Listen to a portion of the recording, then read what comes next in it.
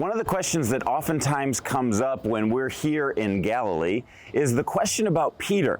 When Jesus says to him, I'm going to call you Peter, his old name was Simon, I'm going to call you Peter, the rock.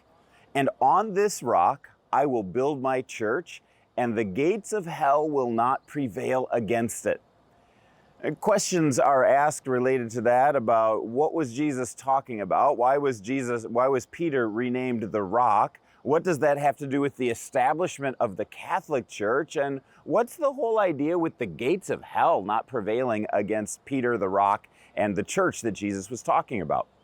Well, in order to be able to understand this well, you have to realize that Peter was at Caesarea Philippi with Jesus. Jesus had taken a journey from here by the Sea of Galilee to a remote location named Caesarea Philippi.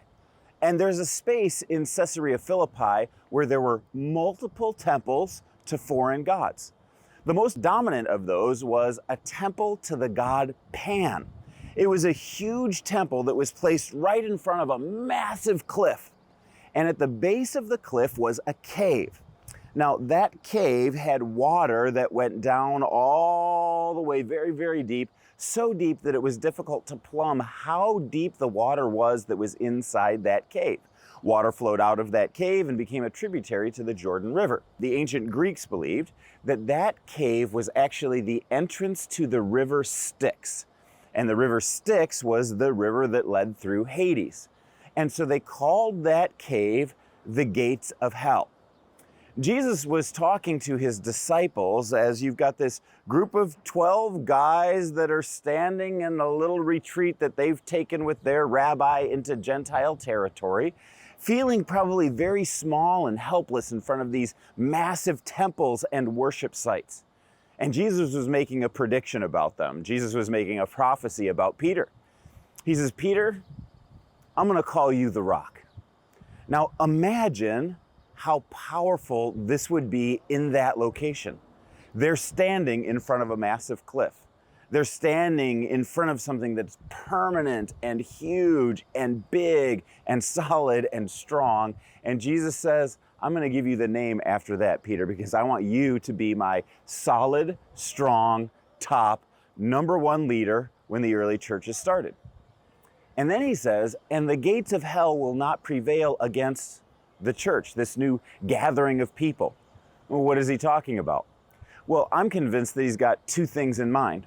One of them is hell as a general place that's a place of punishment, the place where Satan's power is made known, that's not going to prevail against the church. In fact, you and I in the church are part of the prevailing movement against hell. But also there's the gates of hell that they were standing right in front of. It was a pagan temple.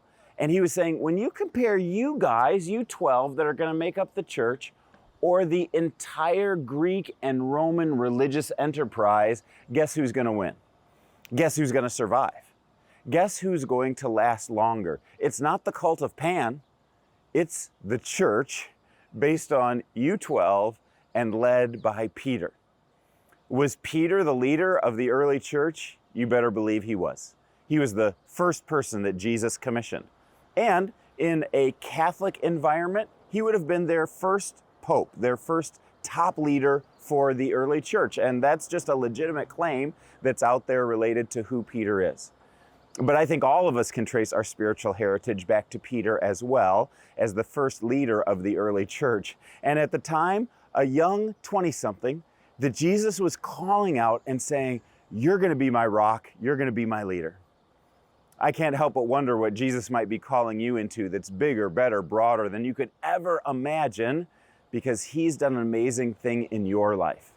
The church lasts longer than any cult, any government, any religious movement, because it's founded on the truth of who Jesus is, and it's going to continue to prevail, and the gates of hell will not prevail against it.